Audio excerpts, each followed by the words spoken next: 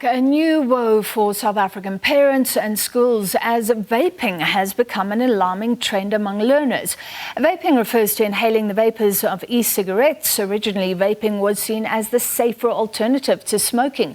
But the vapor still contains chemicals, and quality has varied among the plethora of products that are now available on the market. Government has tabled a bill to regulate the vaping sector. Now, according to a study by Professor Richard van Zyl-Smit, Pulmonologist at UCT, 1 in 4 matric students are vaping. The professor joins us now. Professor, thank you very much. When you set out to investigate, did you think it would be this high? We weren't entirely sure what the numbers were going to look like. We know that across South Africa, it very much depends which region you're in, whether you're in a high income area or a poorer income area, as to what we see with tobacco smoking. But we have seen these kind of figures in the US, where vaping amongst high school teenagers is considered to be an epic or epidemic proportion. So I think we were surprised it was this high. We'd hoped it wasn't, but it's certainly a lot higher than we would like and, or I guess, probably expected. Yeah, and it sounds like affluent schools are where the pupils are vaping the most. Is that correct? So we've only looked at so-called high-income schools. We had to start somewhere, and so we started where we thought we'd see the biggest problem. We do need to look across the rest of the country, and that is planned. I suspect it's going to be much lower in poorer communities, where the cost of vaping it would be much, much higher than the cost of tobacco cigarettes. But we haven't seen that yet. But yes, I think the assumption that it is going to be amongst the wealthier proportion of our population is well founded. Did you get any insight into how matric pupils are accessing e-cigarettes? I think you should show that you're 18 to buy them. No, unfortunately not. You don't need to. There's no legislation that formally bans under the age 18. For tobacco there is, but you can go online onto your favorite online retailer and order them off the internet. You can walk down the road from your school to the local cafe and buy them there. So it is a fairly free-for-all market at the moment, unfortunately. Which means that the problem could be impacting much younger pupils. Absolutely. We've seen, our data shows that even in grade 8, there are pupils that are vaping. I've been asked to come talk to some grade 6 and 7 pupils because they're concerned that the grade 7s may have already started vaping. So yes, it's across the spectrum. And the legislation isn't going to solve the problem, but we absolutely need some form of regulation to assist with controlling this amongst high school students. Well, what do you think of government's regulation? Because this is proposed regulation in the form of a bill. Yeah, so this bill's been sitting, waiting to come before Parliament for almost 4 years now. And so it's high time that we have some form of legislation. Everyone would argue, well, not everyone, the tobacco control people may argue that it's not strong enough, but I think it's a very good starting point to getting control over an industry which is completely unregulated at the moment in terms of any standards.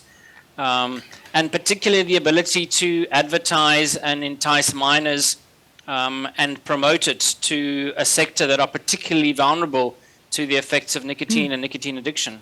Well, the idea that vaping is harmless has been broadly debunked. What are you seeing? What are other doctors seeing? What are you concerned about?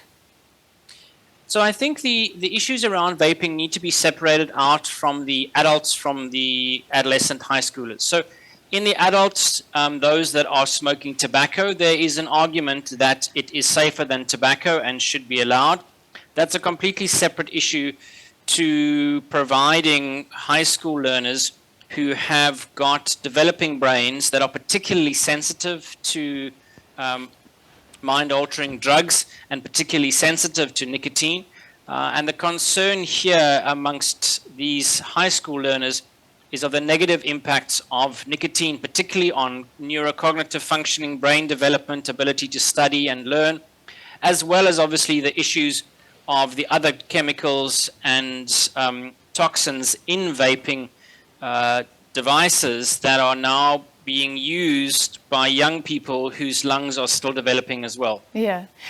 And I mean, in terms of even adults or anybody coming, are you starting to see the symptoms, kind of lung issues, problems? Because I think it's always been pretty unclear, and we know that all the products are so different. So the concern has always been we don't know what the long-term effects are.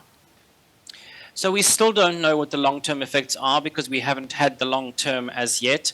Those of us in the pulmonology community are particularly worried about long-term effects. We saw this with tobacco. Tobacco was roundly promoted by all elements of society for well over 50 years until we realized that it caused lung cancer.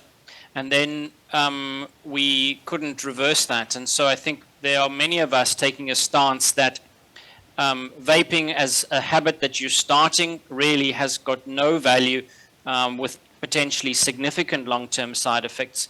Different argument if you're a heavily addicted tobacco smoker, where it may be a safer alternative, but we don't have long-term safety data. And the chemicals in vaping devices are not 100% safe. Yeah, and without regulation, I mean, is this the crux of it? We're creating a whole new generation of addicts. Nicotine is highly addictive. Yes, so that is the major concern around the high schoolers using vaping devices. The amount of nicotine that you can get into your system, the pleasurable flavorants, all of that is highly promoting to long-term use. There is data available internationally suggesting that exposure to nicotine to adolescent brains can result in long-term mental issues, depression, addiction as well to other substances. And so again, why would we or should we want our youngest and brightest to be exposed to chemicals that could have serious long-term effects on their brain function, let alone their lung function? Yeah, why indeed. Final question for you. We've been showing visuals of bubblies as well. Have you been able to look at that? Any comments? Yeah, so bubbly is just tobacco in a different format. That too needs to be regulated in a more efficient manner. It's the same as smoking cigarettes, except you've got vast amounts more tobacco that you're inhaling.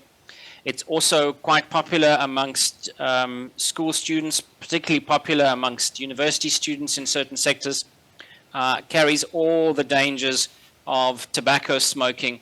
And similarly is certainly not a safe activity, although again very fashionable, and many people are using it in a social circumstance. All right, massive cause for concern. Professor Richard van Zyl-Smit, pulmonologist at UCT, and they've started that research thus far among mostly affluent schools. It seems like 1 in 4 matric learners at least are vaping.